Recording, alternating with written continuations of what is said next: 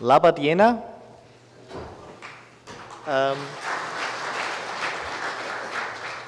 Thank you very much to have the possibility to speak here in such a audience of experts of IT and IT security experts here in Lithuania. I'm very pleased to give a talk here. My name is Markus Robin.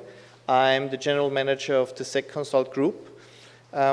We are here in Lithuania since a couple of years with critical security with Miroslav, who introduced me, and maybe Miroslav over there, he's our anchorman here in Lithuania. My talk will be not very technical, besides the SecConsult Group is a very technical oriented organization, but at least I will give you some data points what we are doing. The rest you can ask at the booth, ask Miroslav Luczynski, or come to the hacking presentation at 1 p.m. I think in 5.2, where the experts are really doing the core stuff. So SecConsult is a pure consulting company, so we don't sell security products, so we are pure consultancy. This is the reason why we don't sell products, is because we want to give our clients and customers a clear point of what this kind of products can do, where are the limitations, and I will come also in my presentation about what are the problems and the risks with security products. Yeah. We have one of the in the European context, we are one of the largest white hat hacker teams. Yeah, and our focus of the work is of course Central Europe, Lithuania, but we do a lot abroad, as we are also supporting global organizations here. And we are very proud that Lithuania has, from the university standpoint, such a good education, and that our team here in Lithuania is also leading within vulnerability research and had big contributions. And by the way, we are still looking for excellent white hat hacker persons. So if you're interested, just get in contact at our booth with Miroslav. Yeah. So what I want to talk about is about toxic software. Maybe a surprising term. Why? If you cannot bite into software, so you can't get any problems with the stomach. We coined this term, so it was not a term which was coined by Gartner Forrester, so it was coined by us in 2010, 2011. After we saw that there are many similarities between toxic securities, financial products in the financial crisis, and what we see are problems in software. So if you remember about the financial crisis, there were loans which was packed in other financial products, and then packed in other financial products, and then divided, very, very complex. Everybody had this kind of financial products, and then the market was saying, oh, they were toxic. And then everybody knew it to some extent, and then the crisis began. So the similarity to software, to toxic software, is that also what I will show you, that sometimes you cannot identify the risks if you don't see it. That it is also a risk if everybody has this risk. So it doesn't help you if 20 other customers are using toxic software. It doesn't help you personally, but I come to that later. First of all, that you really see that there is 6 years ago, far before the Stuxnet virus was deployed, people were thinking about how the cyber physical space will change the toxicity of security vulnerabilities. What you see here is a snapshot of a video which was produced by Homeland Security and shows an electric generator exploding after hackers tested how to manage the control system. And this was in 2007. You get the link on the presentation. So it's really from awareness standpoint very interesting to look at it. And so 6 years ago, people were also thinking about and testing that machines, here electric generator, but other machines can be directly harmed by hacking attacks, yeah. And not only the data is stolen, but there is really a cause in decreased availability, which means the operation has a breakdown if something happens like that. So this was also the same department which was analyzing products where people are thinking this was also the first stage to identify things like, or to build things like Stuxnet. A question I want to ask you is, everybody is talking about security vulnerabilities, but who is producing these security vulnerabilities? Yeah? If there are so many security vulnerabilities out there, somebody has to produce it. Yeah? So what do you think? Are the security vulnerabilities produced by the hackers or by somebody else? Yeah? Who thinks that security vulnerabilities are produced by hackers? Maybe you give me just a short raise with the hands. Yeah? Nobody? Nobody? Who thinks that security vulnerabilities are produced by software vendors? Okay, more hands up. So important, but this is very pleased that it's understood in this audience. Usually it's not so understood. What hackers do are they are discovering security vulnerabilities in software. So it's like Columbus going to America. America was already there, and he was discovering it. Yeah? So what hackers are doing, and what we are also in our tests are doing, we find holes in there and use them. But the holes were there before. Yeah? So there is a pretty clear view of that the hackers don't produce this kind of holes in software. Yeah?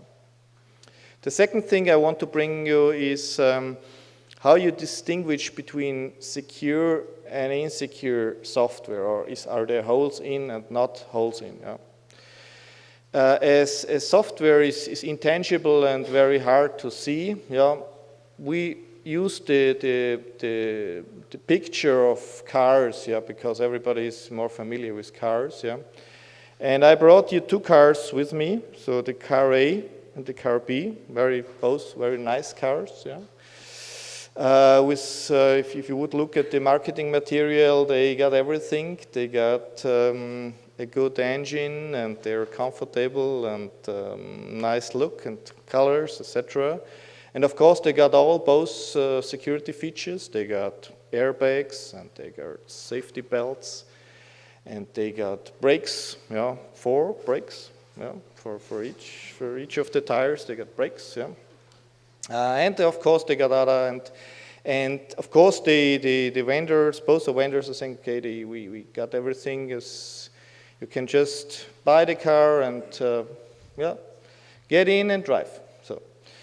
So maybe if you think now you're going with your family on a trip, and it's snowing, it's cold, it's icy, it's maybe foggy also. So who of you would take the car A to drive safely with your family? Yeah, who wouldn't want to buy the car A? Maybe give you just a raise with the hands. Yeah, who wants to drive with A? Okay, yeah. Who wants to drive with car B? Yeah.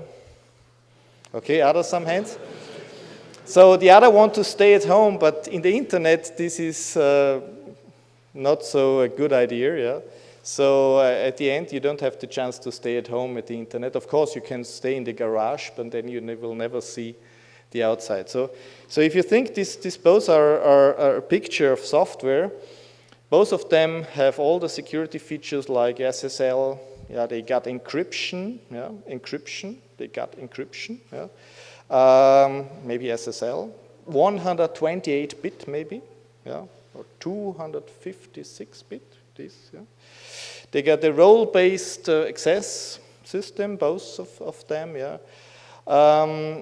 And of course they have, maybe they're behind a firewall, so both messages on the market are almost the same. And then, if you switch back to the paradigm, if somebody coming there and test it, yeah, the car B, yeah, gets some damage but gets 5 stars, yeah. And the same, the car A with the same security features, yeah, you're dead, yeah. So so why? They got the same security features. They got the airbags, they got the brakes, they got the safety belts, yeah. Even the car A was bigger, yeah. So what was the problem? What do you think was the problem? Yeah, why car A was not so successful? Hmm? So the point is, yeah, the point is, I don't know if you see it here, yeah. The point is that the chassis of car A, just going over,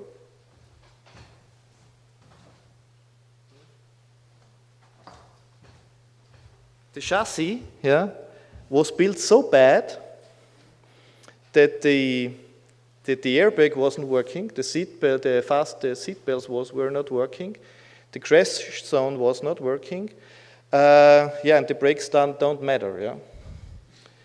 So the point is here, and this is the picture I want to bring you. If you don't apply application security to the software, the security features will not help you. And this is also the reality of our tests, yeah. So it doesn't help you to know that you have SSL encryption. Yeah? SSL encryption is not bad, you should use it, but it's not the single feature which makes your application secure. And it also, from a decision point, if you buy software, it's not that you can say, okay, it's encrypted, and switch off your brain and say, okay, I buy the stuff. Yeah? So the point is that security features are not equal secure features. Yeah? So you have to build the chassis. This means all amounts where you can type in amounts, make the input validation for web application security. You have to ensure that SQL injection is not bypassing the login mechanism. Yeah? You have to ensure that cross-site scripting is not stealing your context there. Yeah? This is the chassis of a software, and if the chassis is bad, yeah, the other features don't help you. Yeah. Usually, you say, okay, this should be known. Yeah. Unfortunately, this is not common knowledge right now in the vendor community. There are some vendors which do it good, but unfortunately, the majority is not successful in this area. So, if you want, one important message I want to bring you, don't rely on the list of security features if you have a look at the product. Also, have an eye, and this is even more important, the chassis. It means the security of the functions, the function of each function is resilient. Yeah? And the only way, and this is the only way, and the only way to be sure is to test it. Yeah? Software, if you produce software, the quality is get into the product if you test it. So if there is no application security test for a product, the chassis will not be good. Yeah? In this case, the car A was a Chinese car, yeah, and it didn't pass. It was the second time where the Chinese wanted to get into the European car market. Yeah? And they did all kinds of tests, but they missed to have the crash tests back in China. Yeah? But to be frank, they achieved within I think a couple of months to fix 70 of the problems. So if somebody is then testing, yeah, the quality improves. Yeah? So the responsible for security vulnerabilities which are in software are clear. They are with the vendor. There's nobody else, not the hacker. Yeah?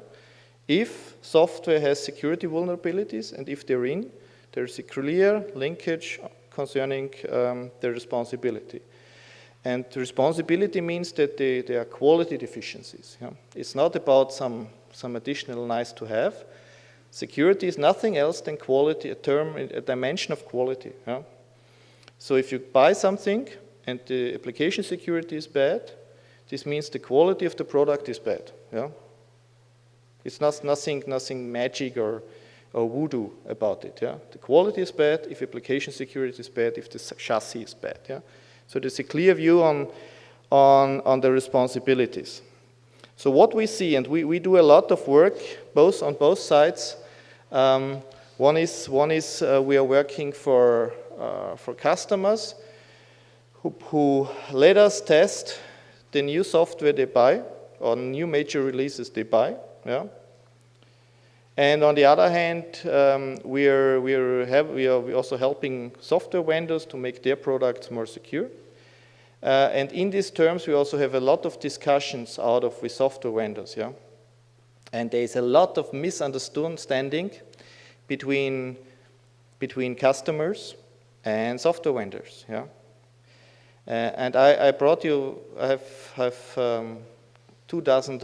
of quotes. I've just brought you due to the time brought you 3 quotes which are important to understand why you as a customer should demand this resilient chassis from your software. First of all, we got a lot of messages from vendors, yeah, that they say, Mr. Robin, this is a good idea what you propose us, yeah, but we are waiting till our customers pays for it. Yeah? If we sit there in an audit, and on one side there's the customer, on the other side there's the vendor, and in the middle are we with the security test report, which says that the software collapsed, yeah? And then the vendor says, okay, if you pay for it, you get a secure software. Yeah? For the first impression, this sounds annoying, yeah? But at least at this point in time, there's transparency, we tell the customer. So now you have transparency that what you bought was a price for a medium-sized security software. Yeah? At least you know it. Yeah? The point in time, you should, of course, then shift forward. So we strongly recommend to make this point in time earlier than when you buy software. So there's really the market. There's today no market premium for the vendors if they do more secure software. So we have to demand it and ask it. Yeah? The second answer, and I strongly recommend to question your vendors or your software, also the software development providers who are working for you. How many security vulnerabilities they have identified in the last 18 months? How many security vulnerabilities you have identified in your product in the last 18 months? Simple question. Yeah? You don't need any consult expert to ask this question to your vendors. And if a vendor gets back to you and says, oh, we are very proud, we don't got any one. This sounds as a good message in the first reception. Yeah? Unfortunately, it's not a good message. Yeah? If somebody is coming back to you and telling you that he has zero security vulnerabilities identified in his own quality assurance in the last 18 months, this means that there are problems with the quality assurance. Yeah? So this should be a warning signal for you. And the last quote I brought with you, which is also a lot of misunderstanding, is we got firewalls and encryption. We got the software, but your client got firewalls and encryption. Yeah? A firewall, to be very, very clear, a firewall will never protect an application security problem. Yeah? So it's another topic. It's playing on another it's like football and tennis. Yeah. So firewall will not protect you on application security layer. Yeah. And if a vendor comes back to you and giving you the responsibility to build up firewalls to protect his insecure software, yeah, it's also a warning signal. And the second thing is with encryption. Yeah, encryption is not you should have encryption, yeah, but encryption is not the silver bullet to solving application security problems. Yeah, encryption just means that if encryption is handled in the right way, yeah, it can help you to some extent. Yeah, but it's not so that you say, okay, we got encryption and then it's gone. It's not true, and it's not we are not bothering with that in our tests, yeah, because they're not to go into much into detail. If an application is working with data, the application has to decrypt the data to work with it. Yeah. So if you're compromising the application, it's decrypting the data. Yeah.